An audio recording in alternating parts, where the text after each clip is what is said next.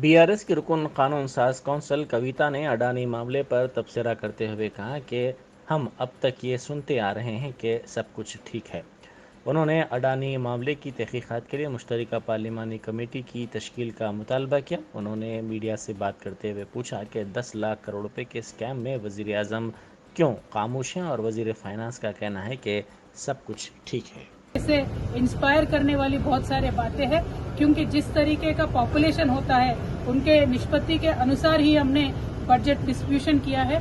तो हम ये बिलीव करते हैं कि सारे सोशल सेक्टर्स को उनके पॉपुलेशन के हिसाब का मिलना चाहिए। उसी तरीके से हमारे यहाँ डिस्ट्रीब्यूशन हुआ है और जिस तरीके से हमने ग्रामीण अर्थव्यवस्था को रिचार्ज करने का जो काम तेलंगाना के बजट में किया है, हमें अफसोस है मोदी जी के सरकार ने ये बात नहीं किया है। आज हिंदुस्तान भर में गरीब लोग अगर 2 वक्त का खाना खाते हैं तो जरूर उसमें एनआरईजीएस का कंट्रीब्यूशन है, और जो एनआरईजीएस इतने लाखों लोगों को रोजगार देती है उसी एनआरईजीएस को पूरी तरीके से मार देने का कोशिश ने मोदी गवर्नमेंट ने किया है। हम डिमांड करते हैं एटलीस्ट रिवाइज बजट एस्टिमेट्स में Modi government should give more money to NREGS. और हमारी तेलंगाना गवर्नमेंट ने जिस तरीके से रूरल डेवलपमेंट के लिए 31,000 करोड़ दिया है, सिंहभाग हमने एक दिया है रूरल इकोनॉमी रिचार्ज करने को, तो वही हम फॉलो करने का डिमांड करते हैं।